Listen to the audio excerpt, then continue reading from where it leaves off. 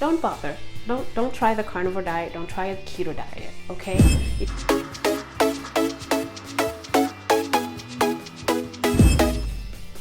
Hello, welcome to States of Vlogs. My name is Esther, and if you're new here, welcome, subscribe, like, and share.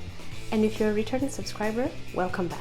In today's video, I'm going to be talking about 10 reasons you shouldn't start a carnivore diet. Now, you're on the fence, you're wondering, is this something that I can do? Is this something that I should do? Should I try it? Well, I'm here to clarify everything and make it easy and simple for you to understand. All right, I'm going to be looking down at my notes, so yeah. Okay, first reason, if you're afraid of saturated fats, don't bother. Don't try the carnivore diet, don't try a keto diet, okay? If you're willing to buy into that dogma that saturated fats are bad for you and they're going to kill you and they're going to lead to an early death and they're going to raise your cholesterol and you're going to die, don't do the carnivore diet, don't do the keto diet. Stay away from it. Go try a plant-based and go try a vegan diet.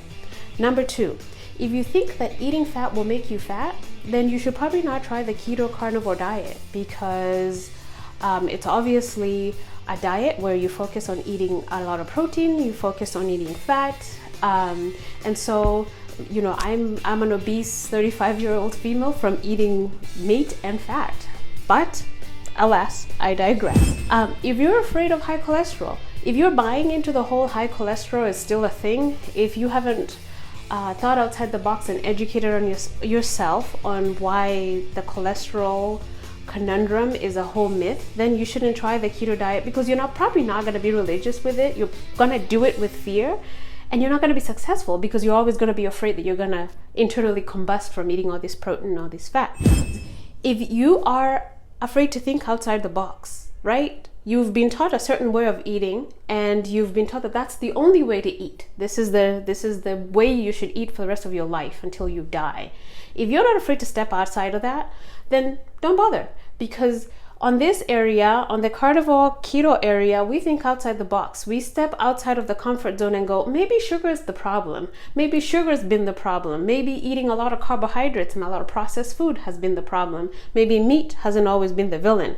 But if you're not willing to step into that realm, then you're not going to be successful and you're going to fail flat on your face. If you want to be socially accepted by everybody you meet, then you should probably go on just oh, you're doing plant-based, that's awesome, that's very healthy. Or they look at you and you're thin and they go, oh, you must be a vegetarian. And I'm like, no, I'm a carnivore. What? Huh? So if you want to be socially accepted by everybody around you, you should do the standard American diet, excuse me. Or, you know, go the other way, that's trendy and hip. But if you really want to change your life, if you want to see results, if you want to have energy, and if you want to have mental clarity, then you should probably try the carnivore diet and the keto diet, because you'll feel great and you'll be healthy, most of all.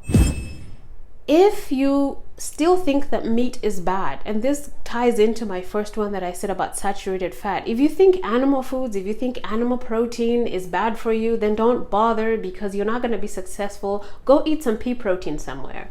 Get your energy there. But out here, we eating steaks. We get energy from steaks, because that's how we thrive.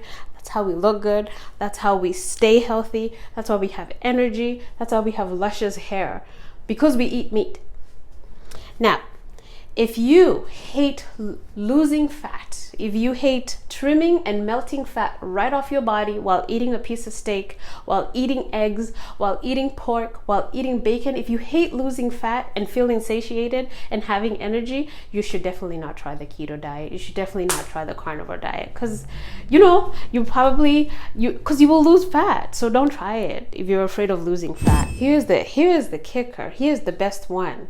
If you don't want to get rid of all your joint pain, all your migraine headaches, all your indigestion, all your bloating, all your acne, all your thinning hair, you don't want to get rid of all those problems, and you just kind of want to, you like them and you're addicted to them and you want to keep them around, then don't get on the keto diet. Don't get on the carnivore diet, because I guarantee you, promise you, that all those things will slowly but surely start to get eliminated. They will start getting better.